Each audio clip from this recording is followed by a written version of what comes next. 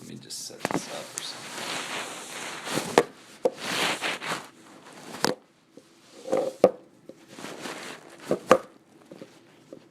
That's cool. All right. You could like set something like that up and like be kicking it or something and no one would ever know. You'd just be like, pay no attention to my iPhone. It's like on, anyway. Man. What were all the things we were talking about? Well, the one thing we were talking about was the Suka. We were taking down the Suka stuff. And so even though the point is to retain a notion of sub-Saharan African tradition, but not for the sake of retaining the tradition itself. Not like maintain the tradition because it's the tradition, but sort of reviving and maintaining this tradition that happened to be sub-Saharan African, happened to be things that were maintained in sub-Saharan Africa. That because of that, the Suka was originally this as we were talking about, this primitive hut, I guess you could say, and it had the natural foliage on the top, and it's all supposed to remind you of stuff, all of these things are supposed to be things that you reflect on.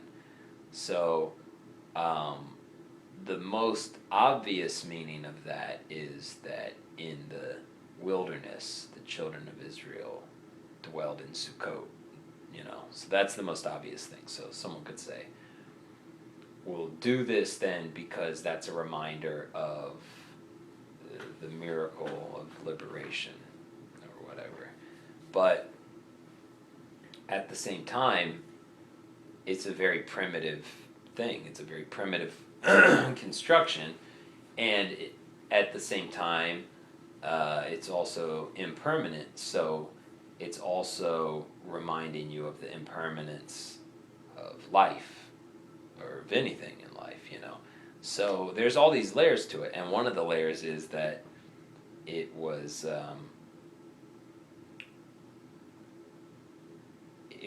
inherently tied to things that were glorified in sub-Saharan African tradition, as many things were, which we can get into.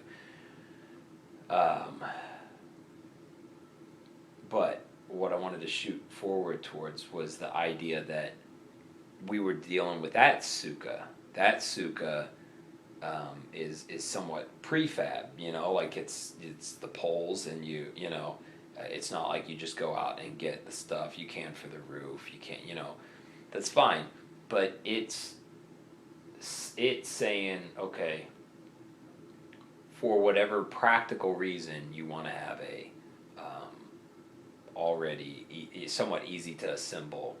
And that's practical too, because in the sense of the impermanence of life. I mean, we had it because we were moving from one place to another, all within the span of a year. So that's part of the reason why we wanted this version, because we knew we weren't just going to be able to, set something up or whatever. So ultimately, what became the defining factor of a Suka's temporariness, was the roof. So you could even have, so let's say, like we were talking about, you build the walls of the Suka, you go to Lowe's or whatever, and you set it up. The roof has to be gone throughout the year, and you put up the roof, the foliage, or whatever you want to do, or a roof like that, made out of bamboo. And that has to be the thing that, but you could have, basically, what I wanted to get to was, you can have walls that are always standing. You can even make them out of stone. And people did this. They would set up these, oftentimes, cube-shaped buildings made out of stone with no roof. Now, on the surface, when you would see something like that, a person might say, hey, if that only had a roof and a kiswa over it, it'd look like the Kaaba, right? But then we know from the earliest sources that talk about it that the Kaaba originally didn't have a roof. So now we're getting into some pretty interesting territory, because what the hell kind of temple of idolatry or anything else, which originally that's what people say, that it was the Arabian idolatry center and Muhammad purified it. And then, of course, the hadith accounts and the Surah say that originally it goes back, it predates the quote-unquote pagan, incorrect term, but the polytheistic use, and goes all the way back to Abraham and Ishmael. And then some say Adam, even. So people made it progressively older and older. So, and it might have been. Let's say it goes back to Abraham.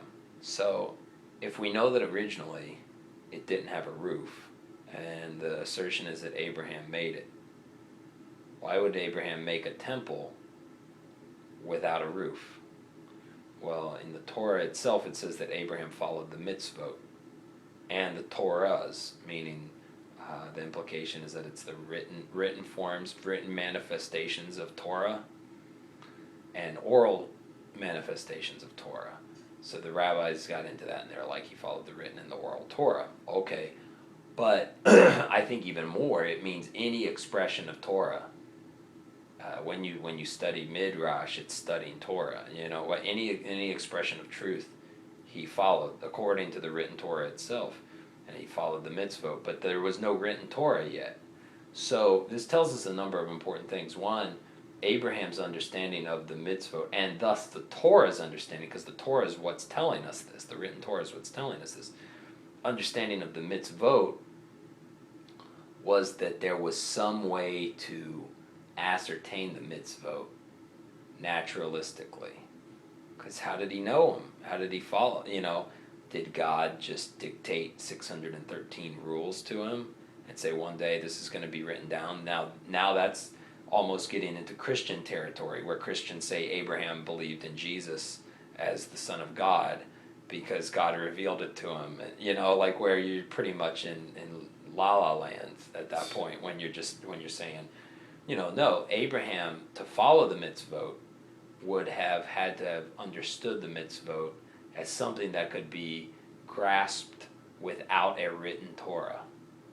And thus, since the Torah is telling us that about Abraham, we know that the Torah itself, the written Torah itself, believes about the mitzvot that they're primordial, or that they're contextually primordial, that they're a contextual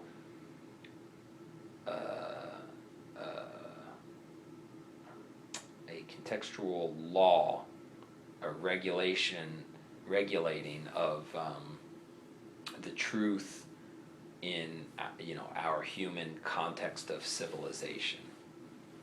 Maybe that might be the best way to put it, even if it came out a little cumbersome.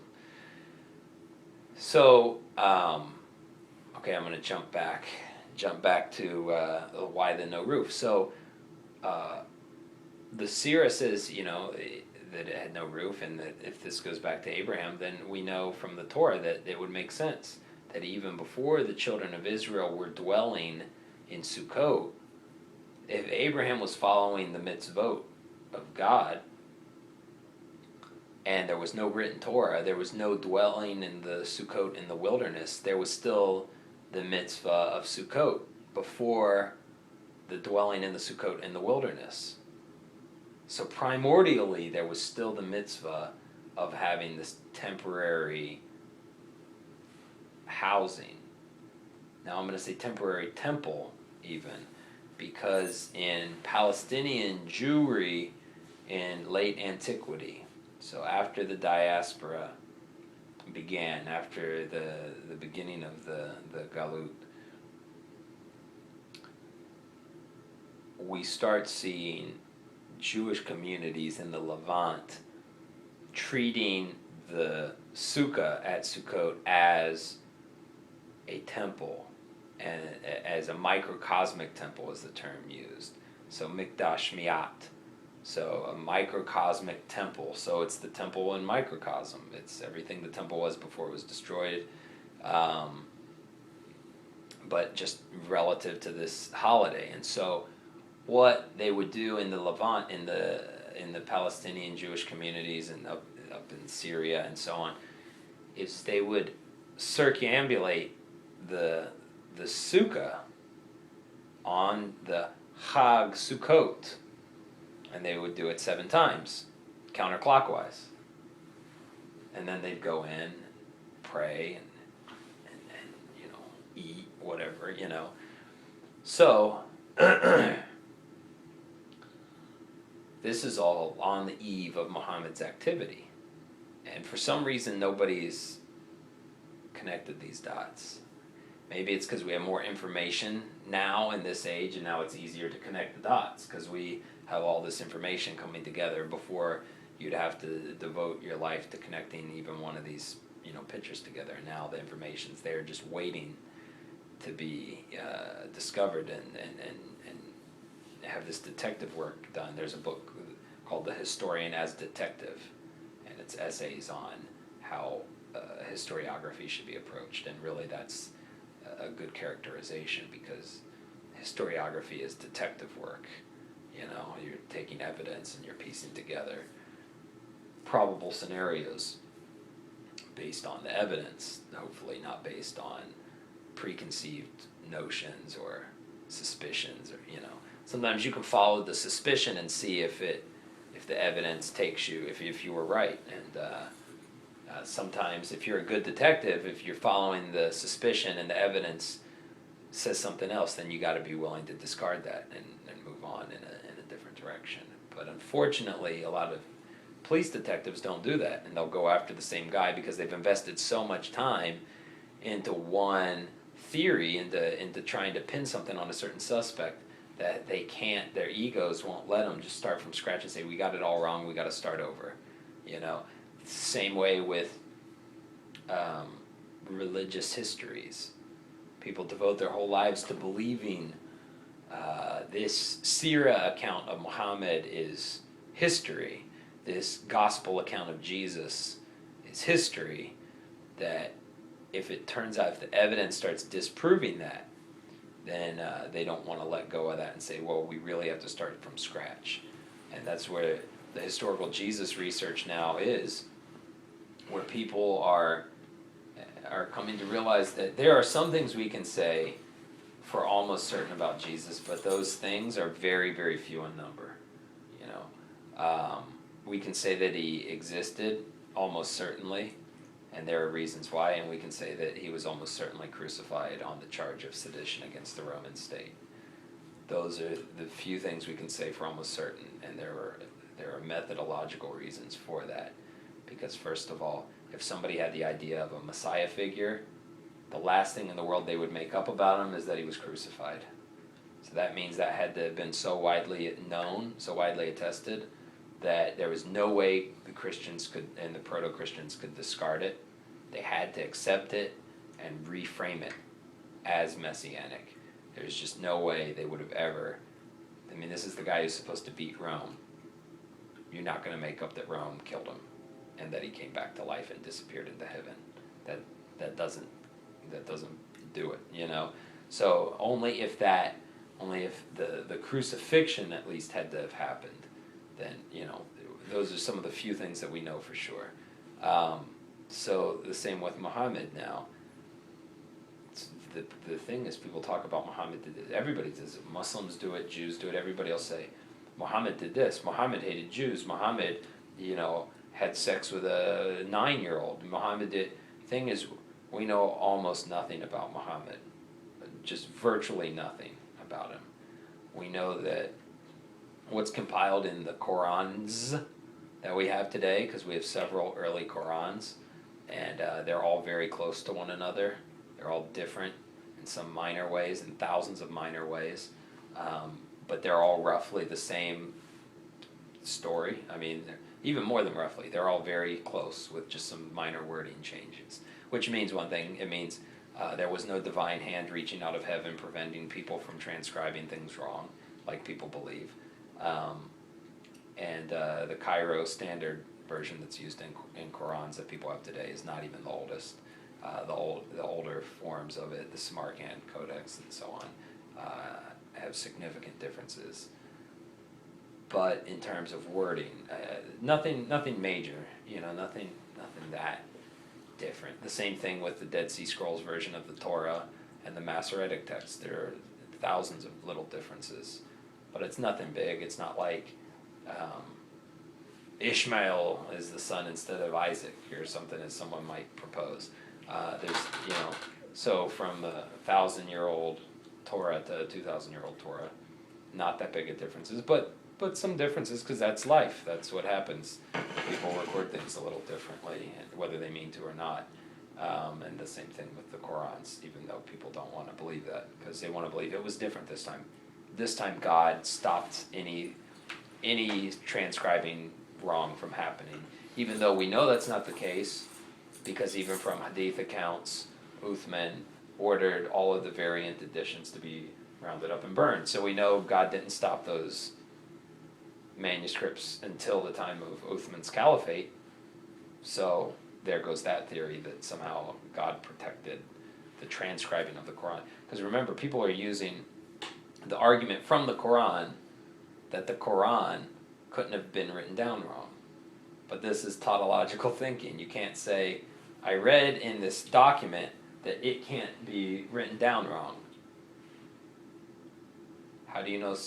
First of all, how do you know that somebody didn't just make that up when they wrote that down? So you wouldn't think. Maybe somebody changed stuff in there and then wrote down, and nobody can change anything in here.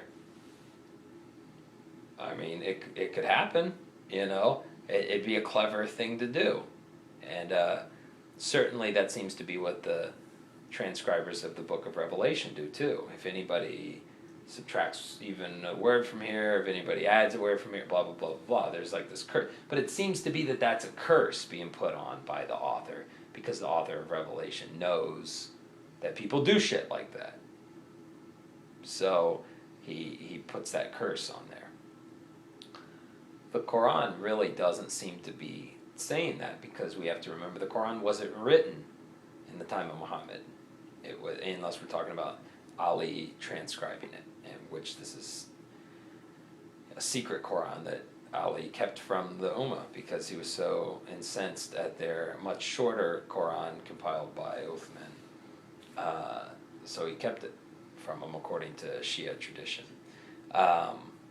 So the Quran can't be saying nobody's ever going to write this down wrong, and it's an oration, and then right away people are writing it down in different ways, and we have from the Sana manuscripts from Sana, Yemen. We see very old Quran fragments, and we see scrubbed earlier ones that are different that now they can detect using whatever methods they're using to the photography, blah blah blah, whatever they're using. I'm not an expert in that, but they're able to see the earlier layers that were washed off where there were changes. So we know people did do that, and that's a big controversy. And in about 30 years, the scholars working on that are planning on coming out with the full release of that stuff, and that's going to blow the lid off of everything. And so they're not talking about it right now because they don't want somebody to just detonate a bomb and blow up all of it to keep people from finding out. But to be sure, they've taken extensive photographs of it, and even if they blow up that place, it'll still get, just like the Dead Sea Scrolls. The Dead Sea Scrolls can get blown up, and I've got them all on CD-ROM. It doesn't in the original pictures of them all.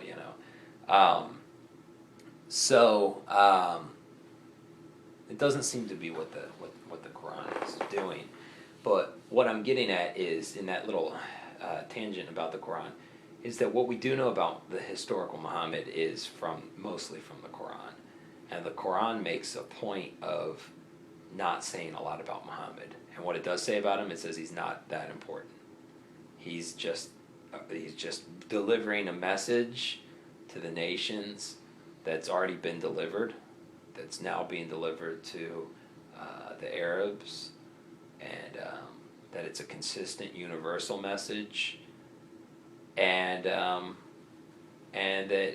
he's not important, and that no difference is made between the messengers, the prophets, and basically that he shouldn't become the center of attention. He shouldn't become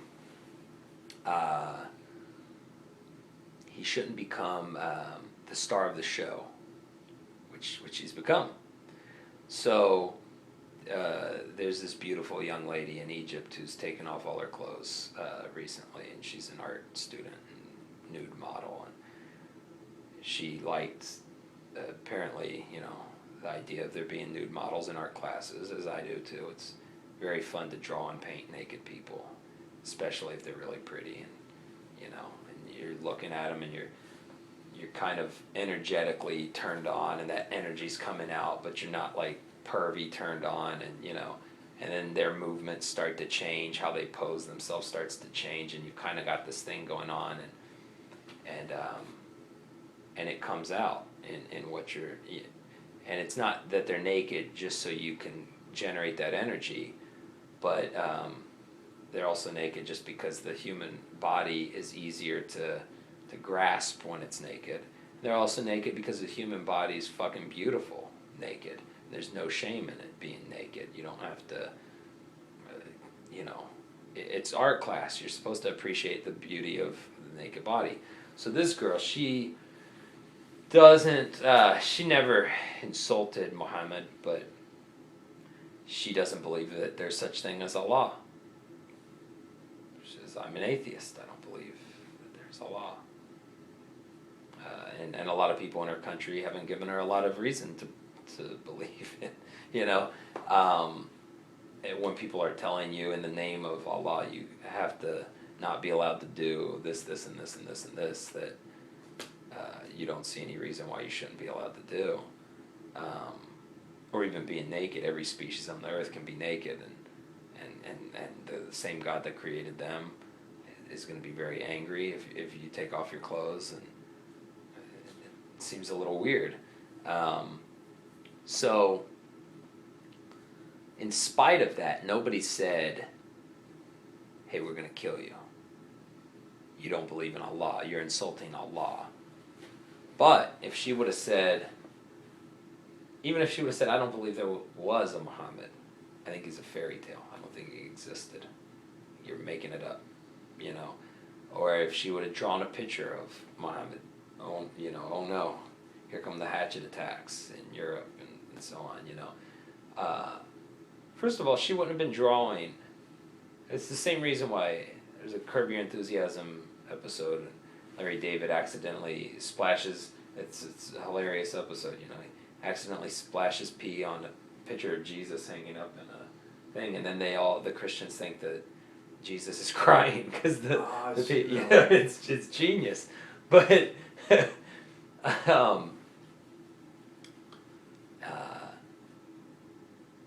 when he's making fun of that Jesus, there's no reason somebody who thinks that the historical Jesus was a cool guy should be upset.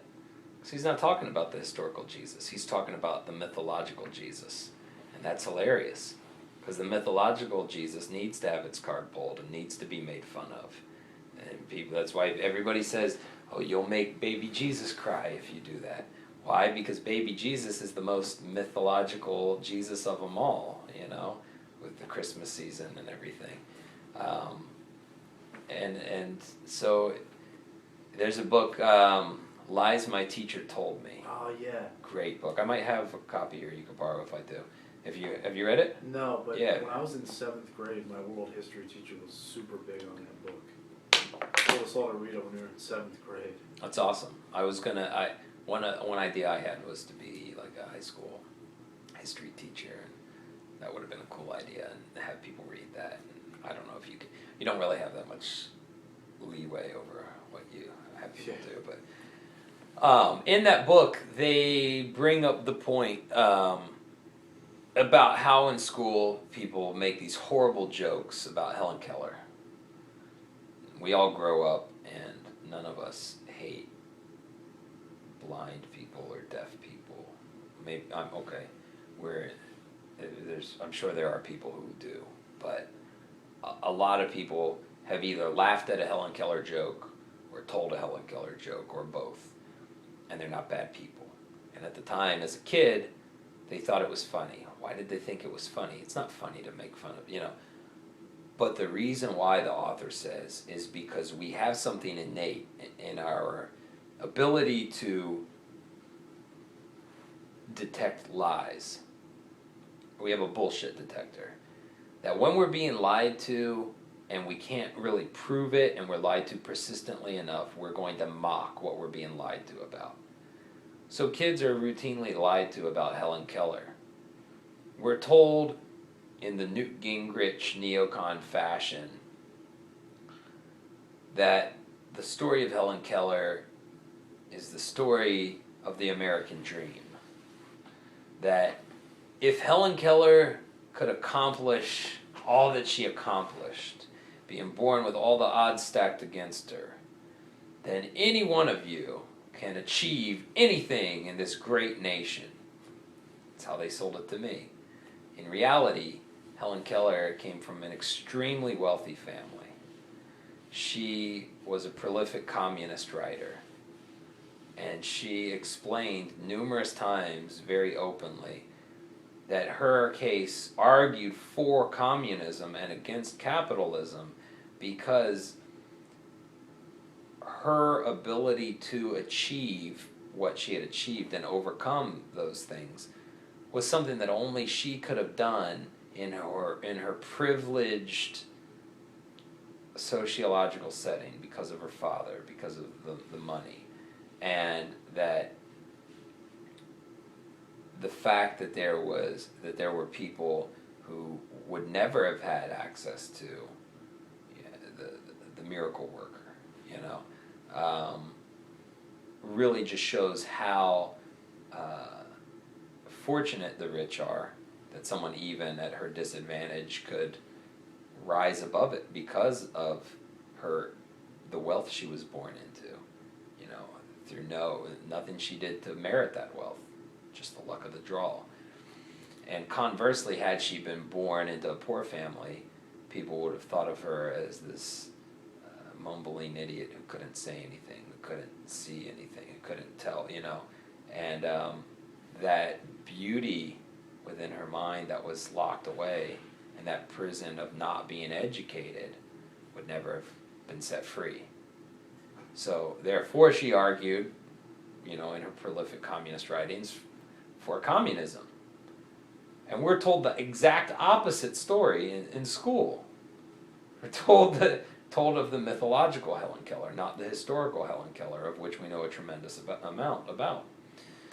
So when we hear enough bullshit about this mythological baby Jesus, and Jesus looking down on you from heaven, and Jesus who's going to come back and do all this stuff, we know it's bullshit. Especially people who aren't persistently brainwashed in it, but just hear about it at school or whatever, bullshit detectors go off, and it takes a lot of deactivation of those bullshit detectors for people for them to no longer, go off. So the same thing with Muhammad. When people say, I'm going to draw this picture of Muhammad with a bomb turban, they're not talking about the historical Muhammad, they're talking about the mythological Muhammad. So it really shouldn't bother anybody if somebody says, even if somebody says Muhammad was a pedophile. Well, the news flash is that the mythological Muhammad, the Muhammad of the Surah myth, was a pedophile. Now the reality also is that Muhammad's not a real person. We know very little about the real person Muhammad. But the person written about in the Surah molested a 9-year-old and groomed her from 6 years old and played dollies with her and then fucked her 9-year-old pussy. Now, I don't believe that was the guy who brought the Qur'an to people. I believe that was a sick bastard who 150 years later wrote this account to justify his own deviance. And when people say Muhammad said to do this and that, and Muhammad said, this is what you do to keep your woman in the house, and this is what his daughter went to answer the door, and and she didn't have hijab on, and then he admonished her. Well, the problem with that is that if he was really so hardline about her covering her hair, why didn't she just know that she shouldn't go to the door with her hair uncovered? I mean, if you go to Saudi Arabia today and knock on the door, is some woman gonna come to the door with their hair uncovered for her father to come yell at her? Of course not. But we're being told that Muhammad didn't instill. It meant so much for him, so much to him for his daughter to cover her hair, or for his wife to cover her hair, anything like that. But then he didn't instill that. And then there's another time where it's Aisha and she's in the fields and she's wearing a transparent gown, and then he admonishes her for that. Like, this is the guy who would have women wearing burqas? So really what this is saying is someone in the life of the person who made up these traditions did one of these things, and they didn't want them to do it. So they said Muhammad said, and then it gives authority to what they're saying. And over time, a mythological Muhammad is built.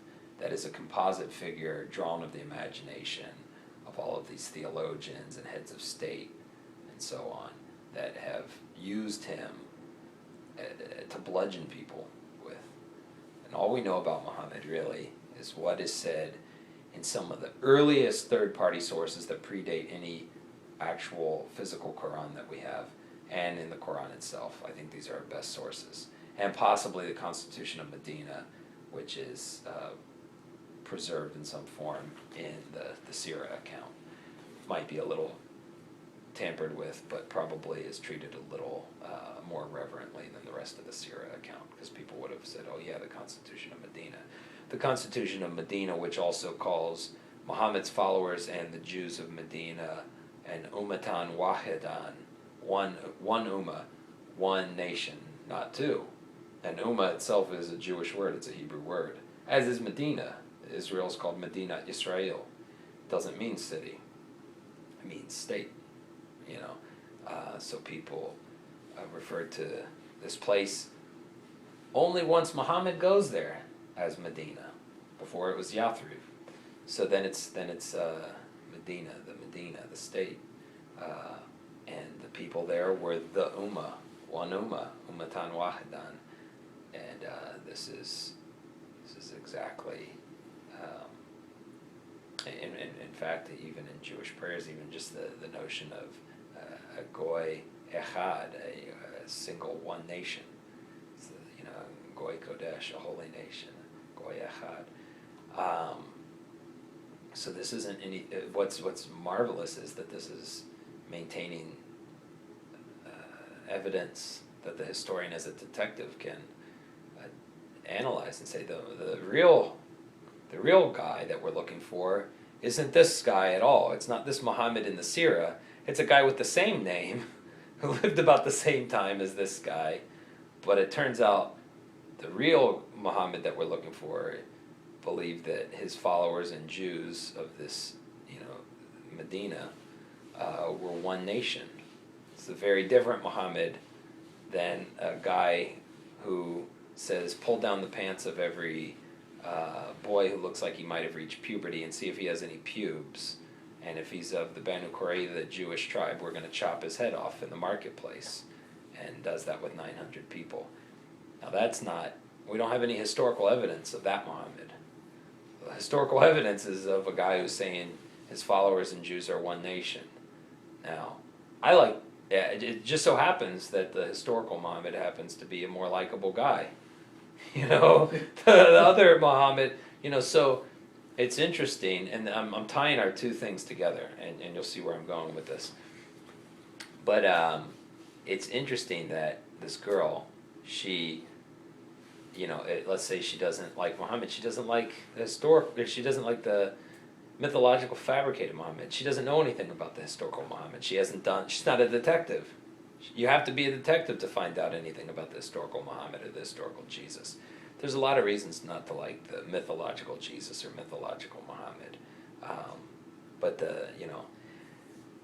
that's, like I said, one of the few things that we know about the historical Muhammad is what the Qur'an tells us. And the Qur'an tells us that he wasn't supposed to be the center of attention. And we know he wasn't for the first couple hundred years in the coinage that we find of the caliphate. La ilaha illallah. We don't see any wa Muhammadan Rasulullah.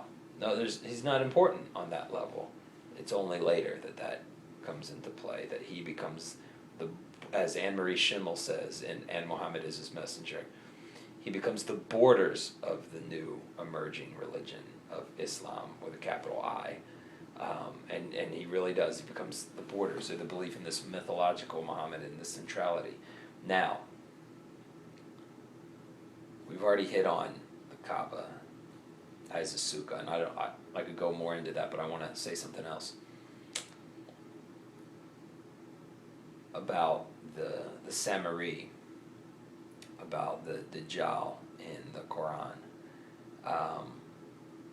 It's said in Hadith literature that the first 10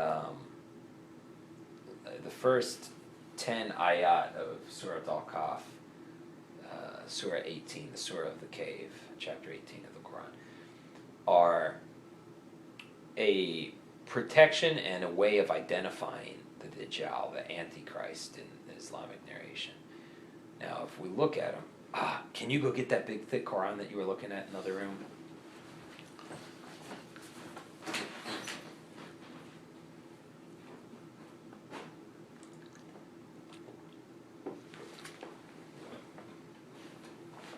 This will be better. Just look at it.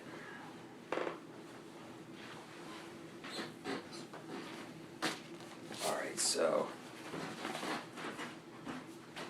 Oh man, Roman numerals. I can't do anything with Roman numerals, man.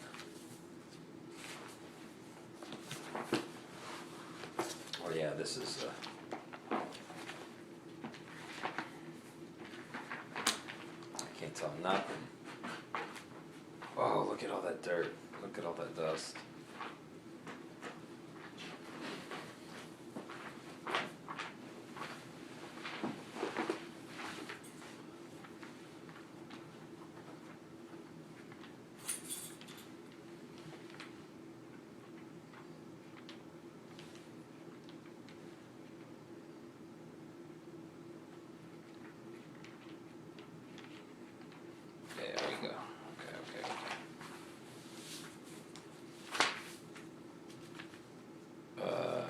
Starts? Yeah.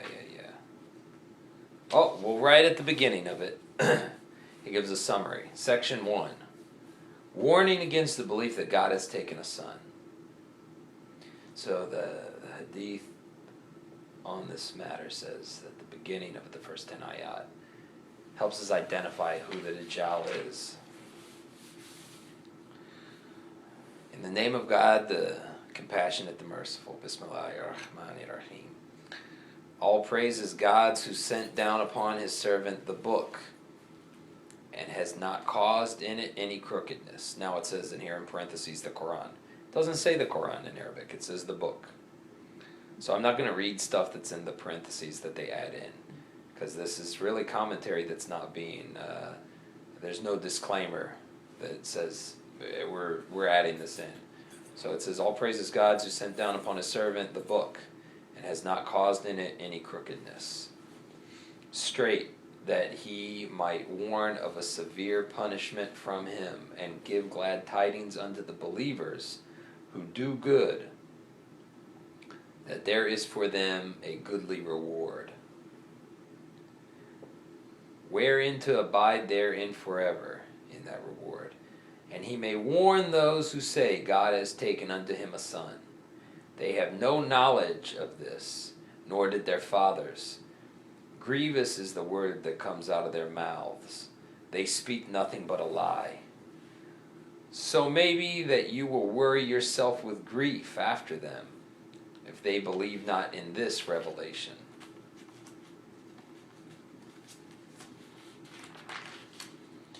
Truly we have caused whatever it is in the earth an embellishment for it, that we may test them as to which of them is the best in behavior. And truthfully we will make whatever is on it barren ground.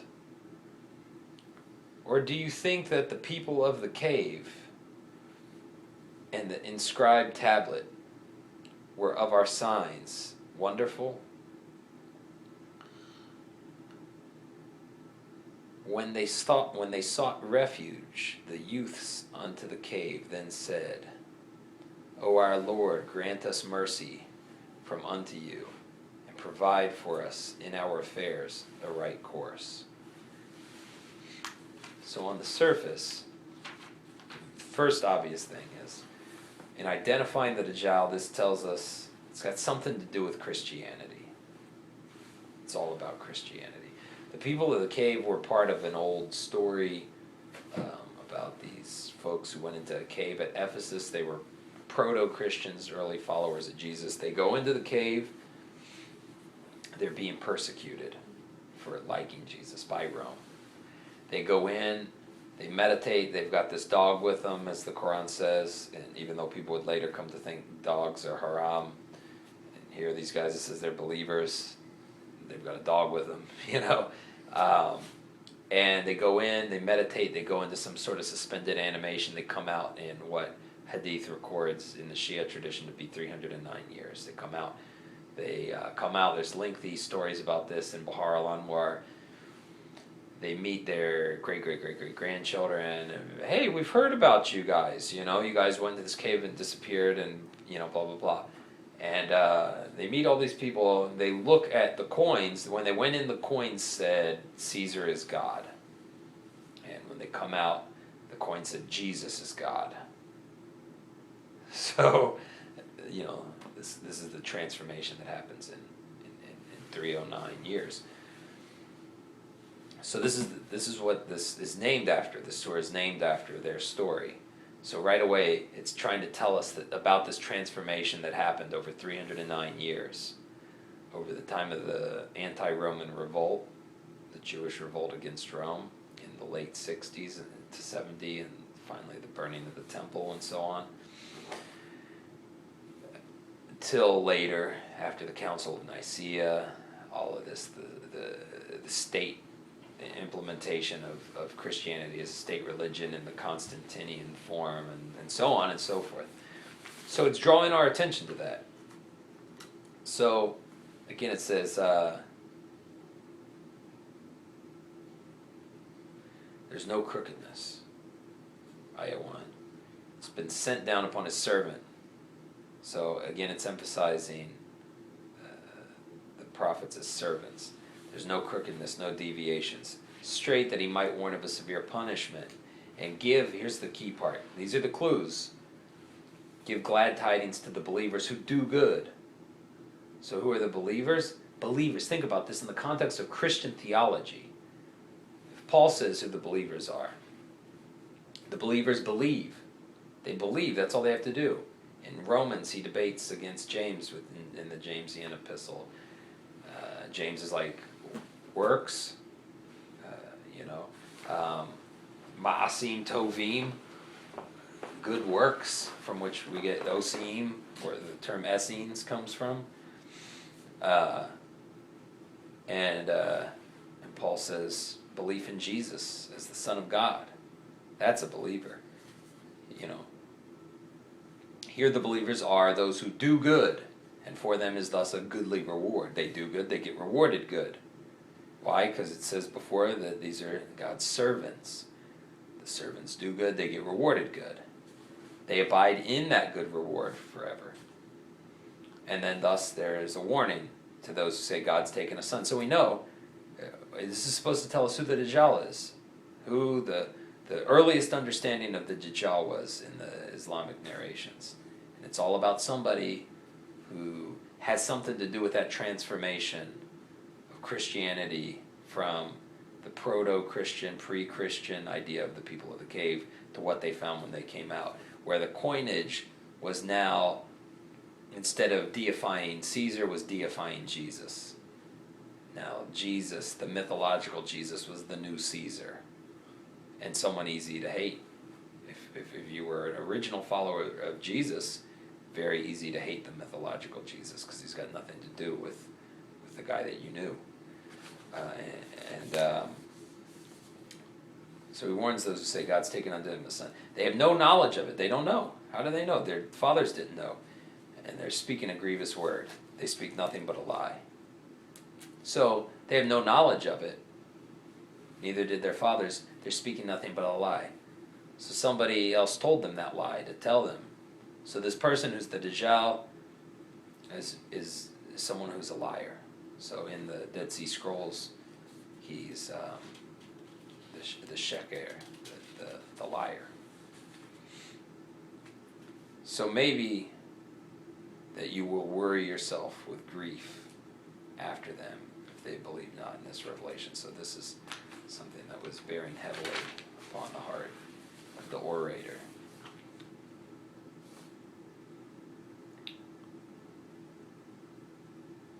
I won't get into the rest of it. That's enough.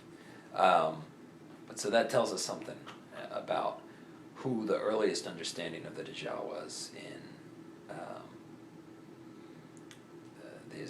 the early Islamic tradition.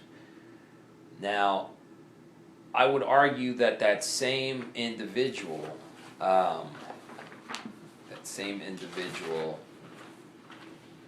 is mentioned in the Qur'an. How the person's mentioned in the Qur'an isn't really important. We could believe that the Qur'an was talking about some crazy, legendary, immortal figure, or we could believe that the Qur'an was saying that this was some sort of reincarnation. It doesn't really matter, and that might sound laughable to some people who are so sure that the Qur'an rebukes the notion of reincarnation, but it doesn't. The later Hadith literature does.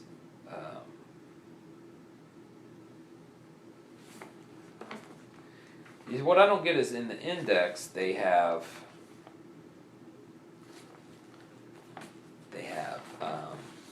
normal numbers. And they have these stupid Roman numerals that I can't figure out. Never been able to figure them out. Let me see if there's a list of page numbers for the. Oh, I swear. Okay, I'll just tell the story. I won't look it up. So in the Qur'an, it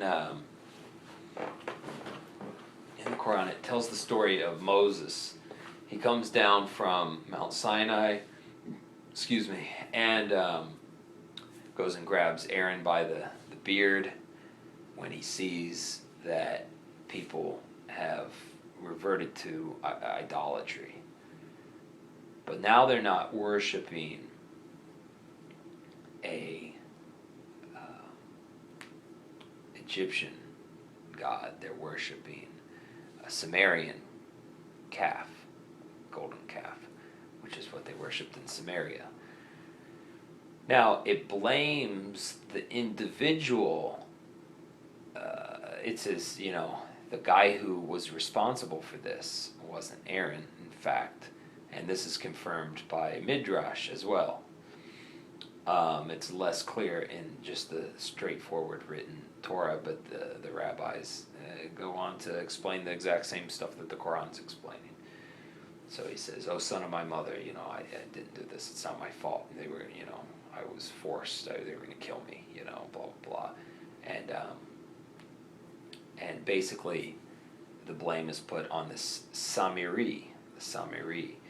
Now, you go on a Christian, website where they're like, look at the Quran, it messed up. They'll point out that in most Quranic translations, when they translate Samiri, it will say the Samaritan. And to complicate matters, that's not an incorrect translation. The problem is that Samaritans didn't exist. So the Christians say, look how stupid the guy who wrote the Qur'an is. He doesn't even know when Samaritans first existed.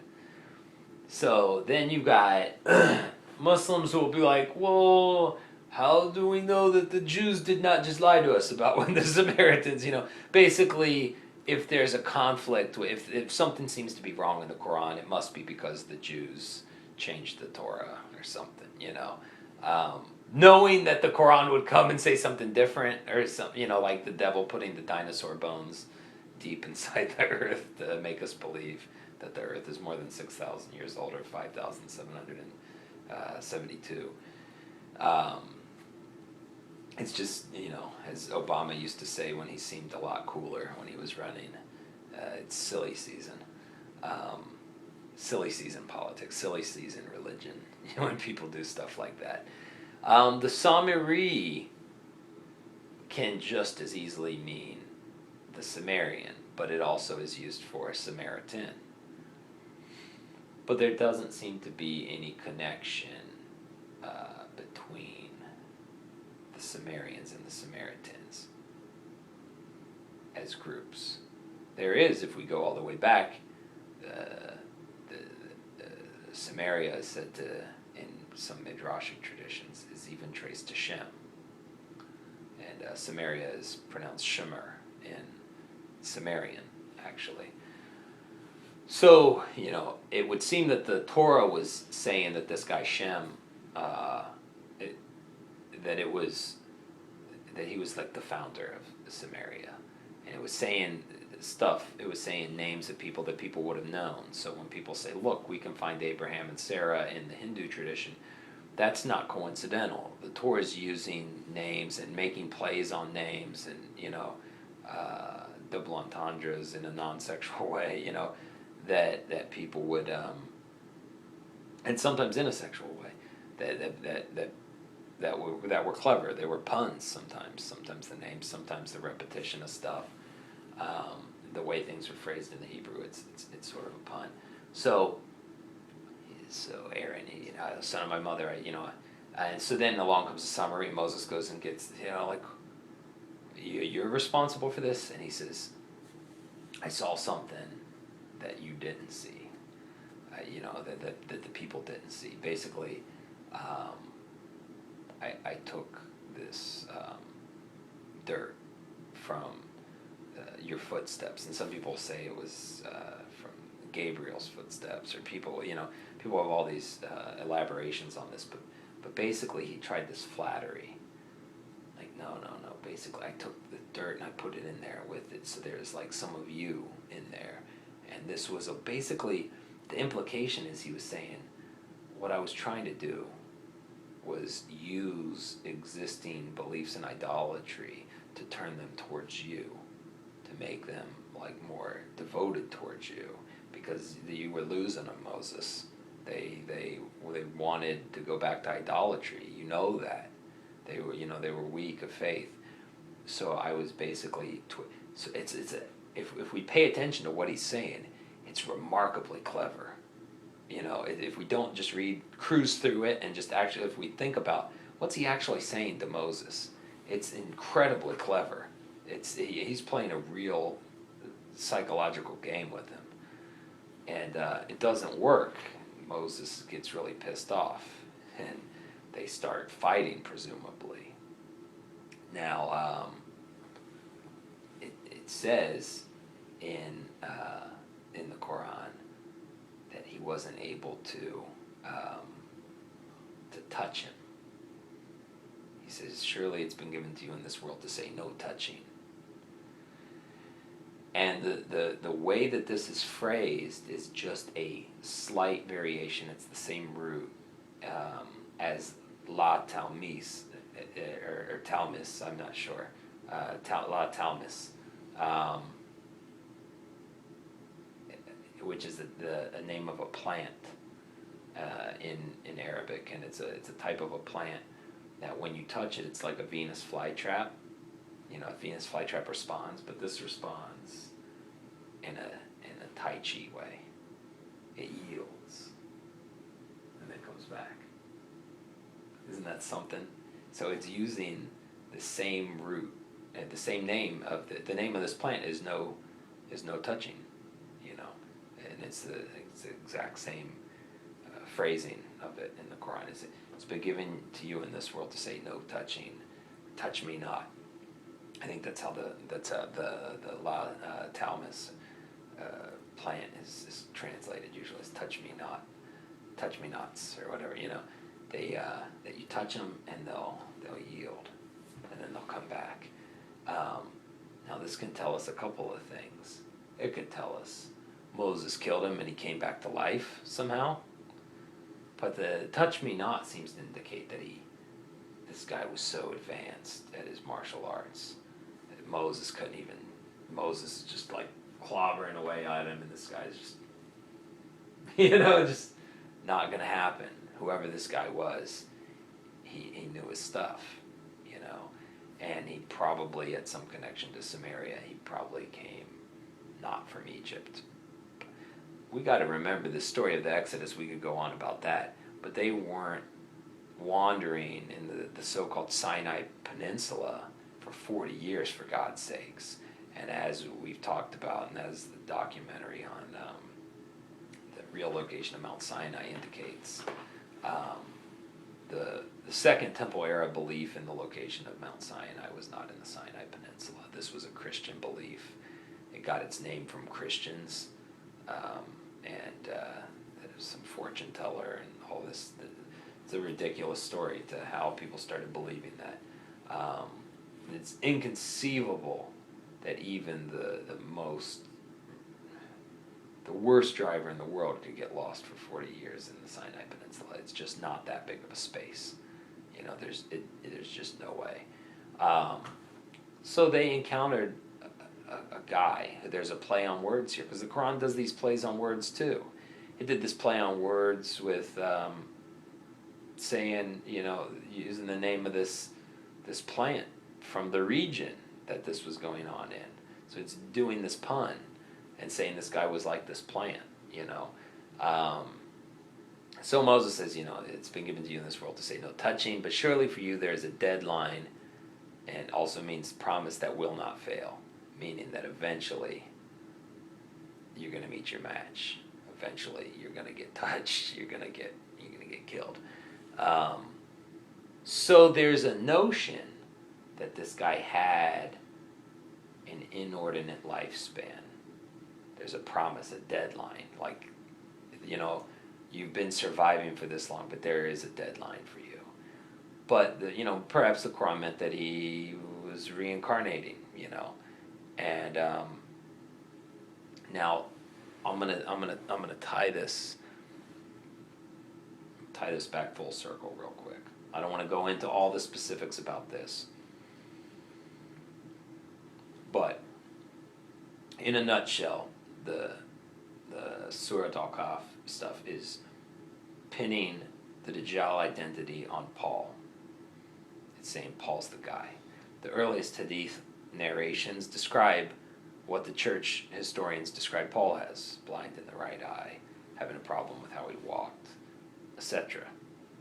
The earliest narrations are describing Paul. And the earliest ones also seem to believe that this was a guy who either was still alive or was reincarnated. Whichever one, we can't say for sure. That's just what, And they describe him as Ibn Sayyad, this guy who was able to somehow disguise his eye, but then they would see something was going on with it, and they would like they could tell something was up, weird things like that.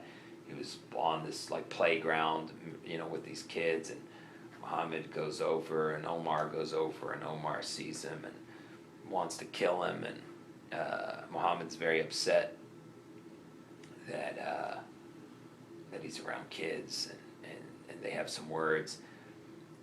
And what's interesting about this encounter is that it doesn't seem, again, employing the methodologies of historical criticism, it doesn't seem like some of these things would have been made up. So, for instance, this part, Ibn Sayyad says, he goes up to Muhammad, and Muhammad says, what do you say about me? Like, do you testify that I'm God's prophet, a prophet of God. And I believe he says that in it too. He says, "You bear witness that I'm, a prophet of God." And he says, I don't know if he says yes. He might say yes. He might die. I think he says yes, though. And sure. But what do you say about me? So the normative Muslim reading is, this guy just thought he was a prophet too, and he was a crazy guy, and they needed to get rid of him, But Muhammad, here's the devil in the details. Muhammad never says, "A'udhu billahi minash shaitanir rajim," "Astaghfirullah," He doesn't say no. I don't believe that about you. He doesn't say yes either, but he doesn't say no. And that's the part I don't think could have been made up. Because if you were making this up, you would have just had him denounce him and say, if you were making it up, you'd have Omar just chop his head off. Just say Omar saves the day. And, kills another kafir, and everybody goes home. But he doesn't. And Omar wants to kill him. Muhammad says, "Don't bother." And he says, "Why?" And it's because they think he's a Dajjal, He says, "Why? If he's a Dajjal, I'm going to kill him, Muhammad says, "No. If he's the Dajjal, you won't be able to kill him. And if you could kill him, he's not the Dajjal, So the implication is, if Omar, this big tough guy, sets out to kill this guy, he kills him, then the fact that Omar could kill him verifies that it's not the Dajjal, because he could touch him. If he can't kill him, then it's the Dajjal. Then so what? Why'd you even waste your time trying to kill him? You can't touch him. It's not deadline time yet, So that is one of many things that seems to link the early Islamic idea of the Dajjal with the Samiri character. Now, in the Tanakh, we do have reference to the calf of... I won't go into all that right now. How does this tie in with the Samaritans? And why might the Qur'an have been implying that this guy was a Samaritan? Which I say, okay, take that. The Qur'an's saying this guy was the Samaritan. The Samaritan. The Samaritans, first of all, people say the Samaritans. Well, sure, the Good Samaritan. People don't get about that is saying the Good Samaritan in Jesus' day would have been like if I went to Israel amongst a group of people who hate Muslims, went to like a settlement, in the West Bank, and told a story to them of the good Muslim. But I didn't call it the good Muslim. Just later when people would tell the story, they would call it the good Muslim. But in it, there's a good Muslim, and the Muslim's the good guy. And the bad guy is the settler passes by this guy in need, and he's in a hurry for his shacharit prayer service. And another guy, he's got a nice talit and gadol on, and it's beautiful and beaming white, and he's already got his tefillin on, and it's his newest, new set he just got, and it's cost him, $600, $700, and there's this guy in need, and he doesn't stop and help this guy out. And, maybe you tell it's set in Crown Heights, and it's a Chabadnik, and he's passing by some black guy whose face is bloody, and he's like, help me, and the guy tells himself, this has got to be a setup, someone's going to come out and attack me. This is what people would in Jesus' story would have thought, and that's why along comes the Good Samaritan or the Good Muslim, and he's the guy that, in spite of all these other people thinking that they're better than him, that they're more religious than him, he's the guy who comes and saves the day for this guy. The guy who the listeners would least expect, But who were the Samaritans? The Samaritans were a sect that became separate from Judaism. So the Quran is telling us something already.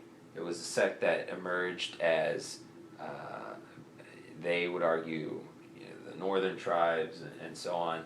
And the warning, here's where the warning comes in. The Samaritans came to make Moses the central figure in the world. This is where the warning comes in that story. He's called the Samaritan because in the story he says that he took this dirt and cast it. It's all about Moses. Moses, it's all about you. It's all about you, Moses.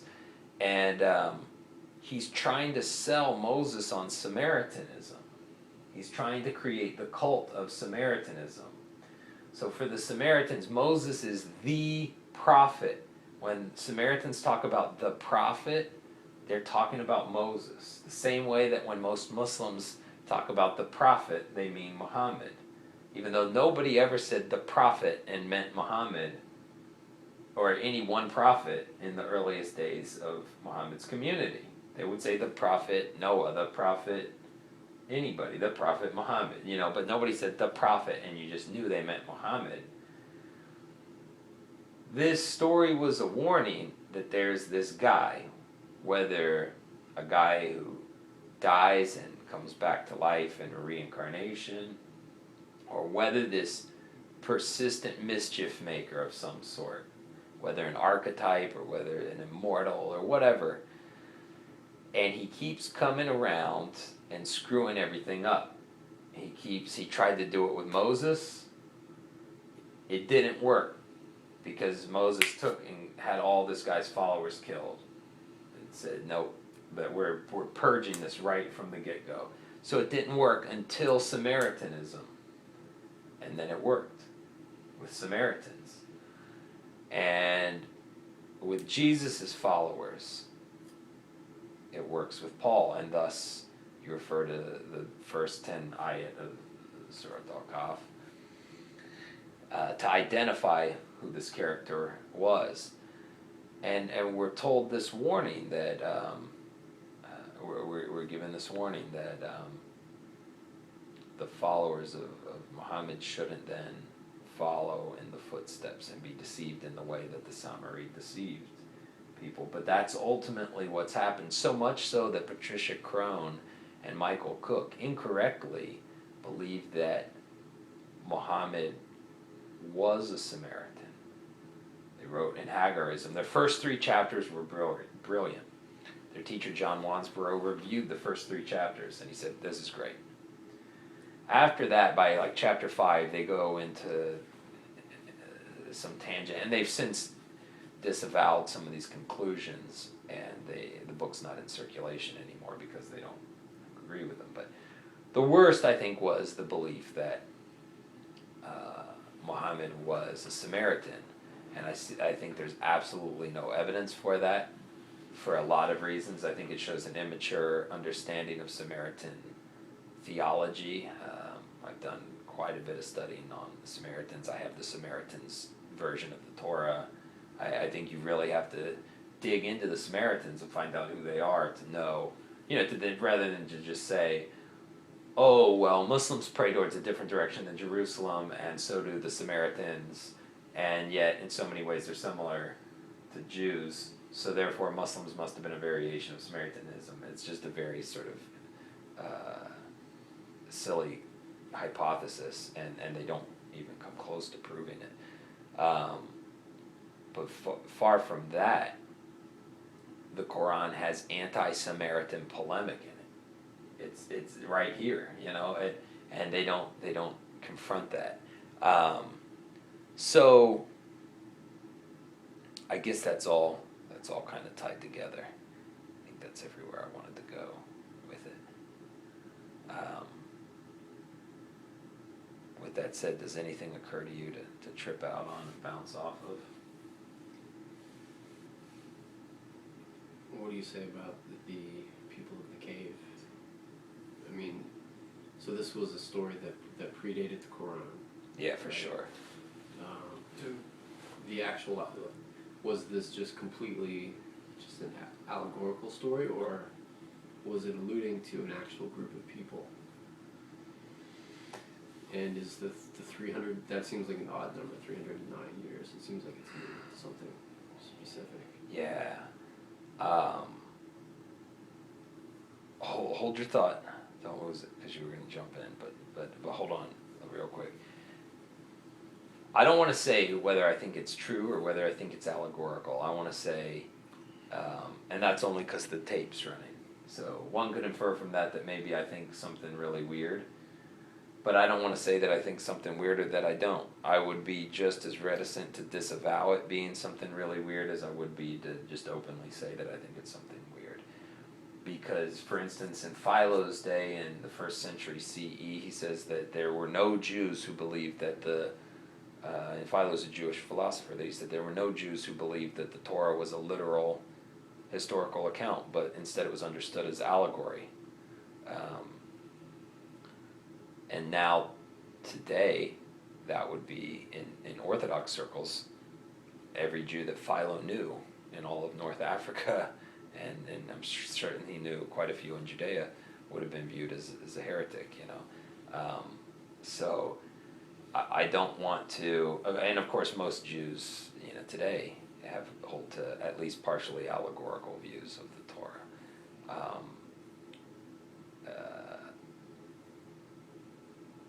Let's put it this way. Views that some parts of the Torah are entirely allegory and non-historical.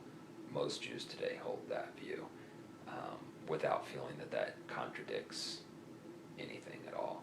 And Philo said that was very normal 2,000 years ago, to the extent that it seems that people have intellectually gone backwards in some ways.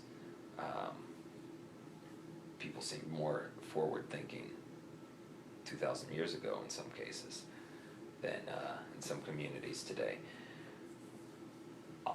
The notion that people could go into a suspended animation in meditation in a cave is a story that we have all over the world throughout history with cultures that don't seem to have any known contact with one another.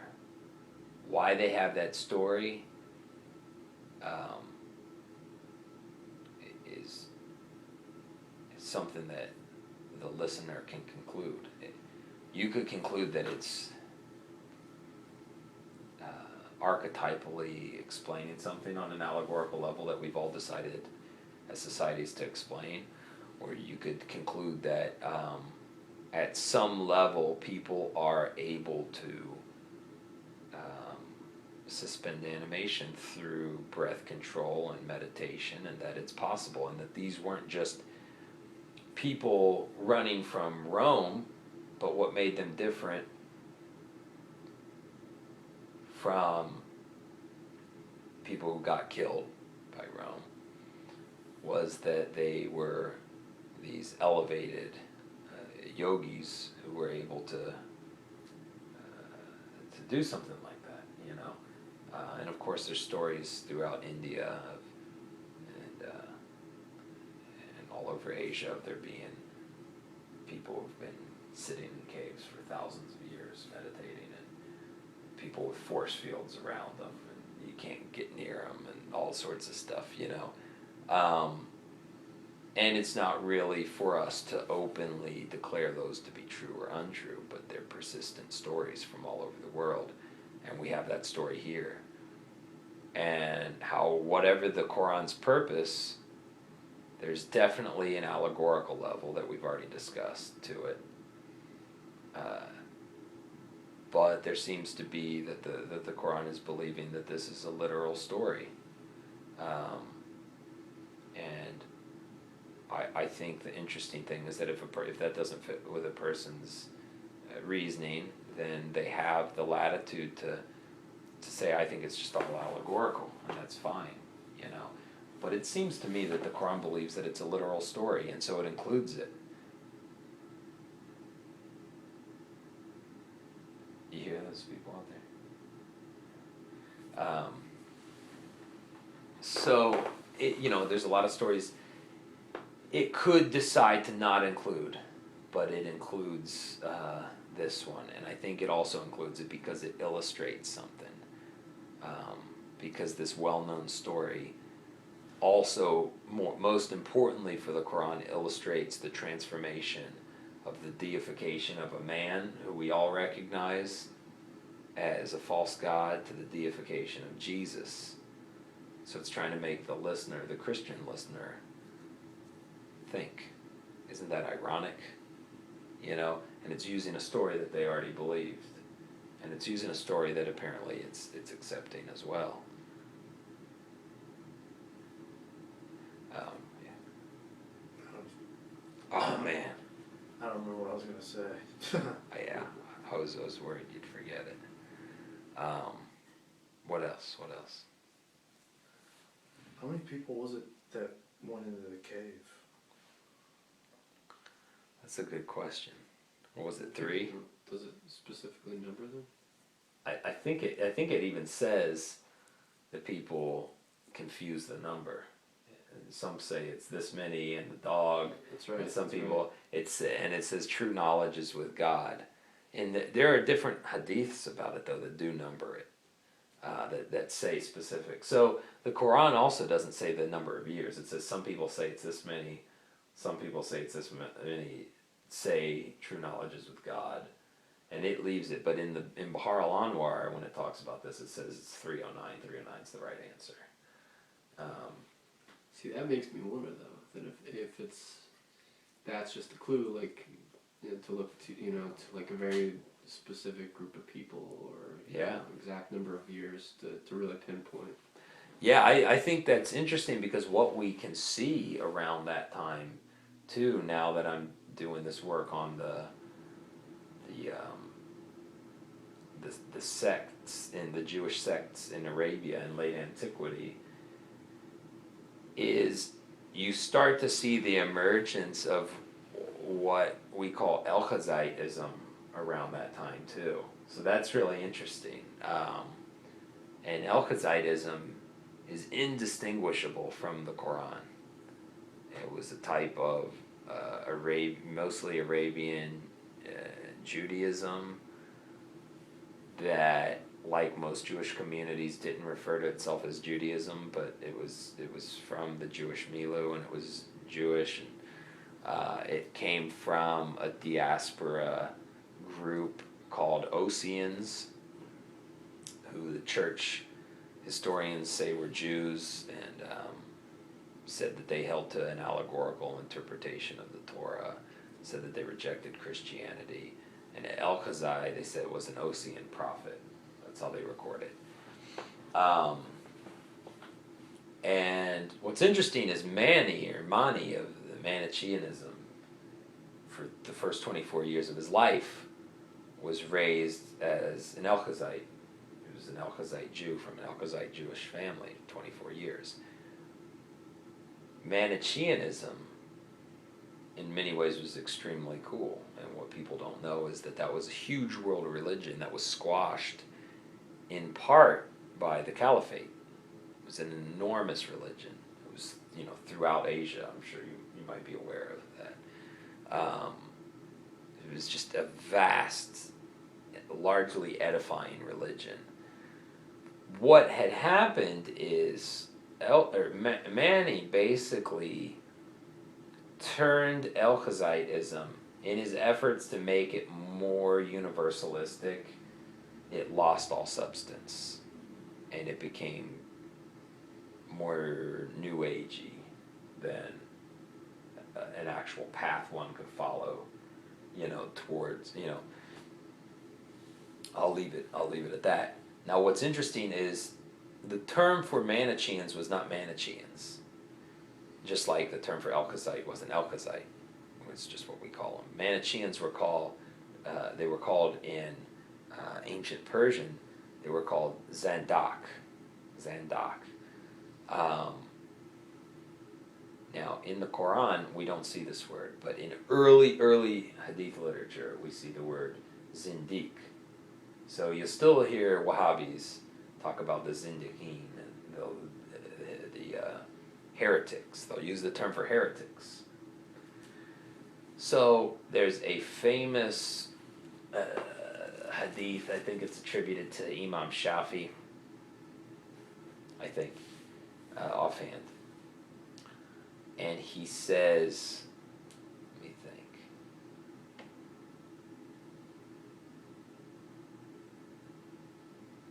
Man, I wish I could remember exactly how this goes.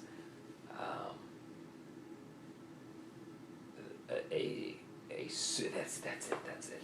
It's very famous. I mean, people say this all the time. A Sufi without fiqh is a zindiq. So, if we look at what the term really meant, how it was used up to that point, a Sufi without fiqh, without a religious structure, is a Manichaean. Manichaeanism, thus, if we write this algebraically, a Manichaean is a Sufi without... Just a little statement. Yeah, later when people were like, what's a Zindiq? Well, it's a heretic. Well, they were right. That's what it was saying, essentially, that it was a heretic. But it was saying more than that. It was saying a group of people, by which we have the Persian inscriptions of Kirtir and so on, are Zandak. So, yeah, but anyway, tracing that back to what started that conversation, the El-Khazite movement really starts to take off around that time. And Bihar al-Anwar also talks about there being a period of Zawahir, Ulama Zawahir, and Ulama Batin. So there's the Zahiri teachers, the exoteric, but what they mean there is the teachers who are teaching publicly, and then there are the hidden ones, the hidden teachers, and it talks about it as being 250 years. There were 250 years of that, and 250 years of that. And what's interesting is if we add, we can just do some basic rounding. So 70 is when the revolt against Rome, the first revolt against Rome, the temple destruction, 70 and 250 years. Now we're into the 300s. So we don't know when all this stuff went down with the people of the cave, really. We know when the story starts to emerge. But this could be talking about, whatever. It could be pointing us into that area. It could be saying 309 years after 70, 309 years after 65, 309 years after 67, or it could be somewhere in that range that it's saying at that point, something emerged, whether it was people, whether it was an idea. But the El-Khazite view is very much into Jesus, but into Jesus as a cosmic, universal Buddha, Mashiach. And in a way that's been compared by many scholars to what would emerge as medieval Kabbalistic views of Adam Kadmon and the primordial Adam and so on. Kabbalistic ideas. So basically these were proto-Kabbalistic ideas that were saying, yeah, okay, you have these ideas about Jesus, that's fine. He's still not only just, they kind of upped the ante, they played the tricky game in reverse. He's still not only a human, but all of us are potentially embodiments of that cosmic principle. So now they've turned the tables on Christianity and said, yeah, he's, So in this way, they had this very peculiar way of proto-Kabbalistic reimagining of Jesus, reimagining of the mythological Jesus even. So not even to say that Jesus wasn't an embodiment of some, Buddha, but that the view of Jesus became so built up and cosmic that they said, let's go with that. There is this such thing as a cosmic messianic ideal. And it embodies in potentially in every one of us. And that became the El-Khazite view. And they said, and this is Adam. They said, this is this Jesus, this Christ or whatnot, is Adam. It's Adam Kadmon. It's the primordial man. So then when the Quran says, verily, Jesus is in the sight of Allah as Adam, that's what it's saying. It's saying El-Khazitism. It's not saying arguing for the virgin birth. The Quran's does these very subtle things where you can read it on different levels. If you're a Christian and you're reading it, you can read, it's conceding to some Christian doctrine. But if you read it very carefully and you see what it says and what it doesn't say, it's actually saying things consistent with this group that nobody's ever heard of. Now, the interesting thing is that the Oseans were called, according to the church historian, Sabians. And the Sabians are the only group in the entire Quran that not one word of criticism is ever raised against, while they are said to be inheritors of paradise. It's the only group that are not criticized at all in the Quran. And in the Surah account of Ibn Ishaq, in the Surah biography, there are numerous times where it's translated now in English where it says, they became Muslims. They converted to Islam. I am a Muslim. Many times it's translated that way. And in Arabic it says, I am a Sabian. They became Sabians. They were Sabians. Over and over, just a million times. And so what happens is, this is how Arabic gets created, meaning for Arabic, ambiguous Arabic words gets created. People say, well, it couldn't have meant that. Sabian can't mean that they were Sabians. The term Sabian must have meant to convert, even though nobody uses it. If you say convert, nobody uses it this way. It must have meant that. In the Quran, it meant that. Well, how do you know? Why don't we look at the dictionaries of Arabic written at the time of the Quran? Oh, there were no dictionaries of Arabic at the time of the Quran.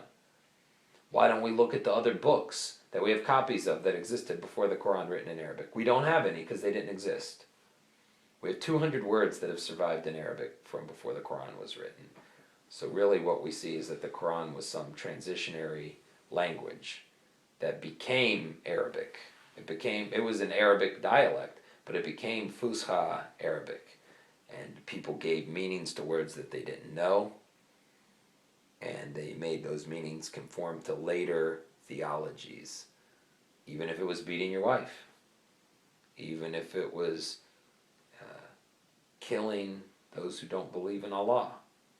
All things that the Quran says in Fusha Arabic. But if we look at what it says, if you take that same root in Aramaic, then it says a very different story. It doesn't say beat your wife. It doesn't say kill people who don't believe in God. So, but people want to explain things away, but if you take it and you take all this stuff in the Quran and look at the Arabic, as Arabic became understood, there are some problematic things. And people either have to do the thing that is very common in Judaism and say, look, at that time, this was a lessening of how severe things were. So this was actually a progressive thing. People say that all the time in Judaism. And I don't like that. I was talking to a rabbi recently, and he was saying, at the time people went in and they massacred people, and it's very distasteful, and I don't like that, and I have a hard time with that, and all I can say is that at the time, what they were doing was and I say, no, that's no good, because we believe, speaking from a similar theological point of view as him. He wasn't Orthodox, he was Masorti, or conservative. I said we believe in using higher criticism. We believe in using archaeology. We believe in using third-party sources to determine. We believe in considering the documentary hypothesis. So when we look at archaeology, do we see evidence of a massacre of these tribes, these people? When tribes come in around this time, do we see evidence? We can tell from pottery when massacres happen, because there's a type of pottery and stuff, and then somebody comes in, now there's a totally new type. Do we see that? No. Quite the contrary. We see that the pottery just gradually changes. So we see that people assimilated, and others were assimilated into groups coming in. We see that there was no literal massacre of people. And we see from the stories in the Bible that the entire city of Gibeon says, we don't have any problem with you guys. Well, we don't want to fight you guys. And so they say, Joshua's forces are, okay, then you're with us. Cool. You don't want to fight us, then that's cool. And so that city absorbs into the children of Israel, the whole city. Now wait a second, but I thought they were supposed to go in and wipe everybody out because God gave the land to them.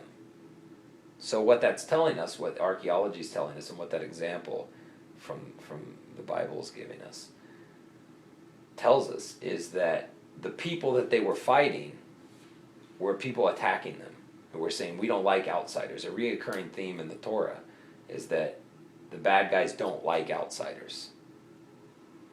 So they come into town, and the bad guys don't like them. And the bad guys, the book of Genesis or Bereshit says, were themselves outsiders. That's the irony of it, is they came in, and they were colonizers.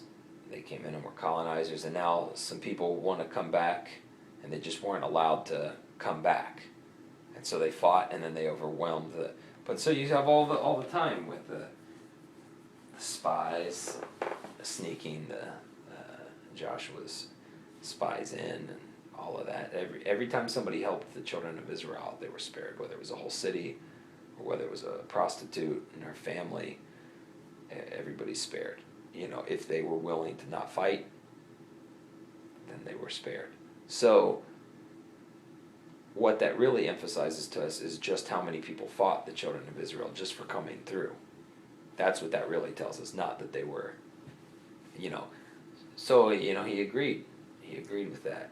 And I think that's one of the options that we have to do with the Qur'an, is we have to say either his first view, we have to say it was just a product of the time, and it has bad stuff in it because people were even worse than that, which he's a rabbi, he doesn't have any problem being Jewish and having that view. So people shouldn't have any problem being Muslim and having that view, and just saying, no, there's some foul stuff in the Quran, and that's just how it was.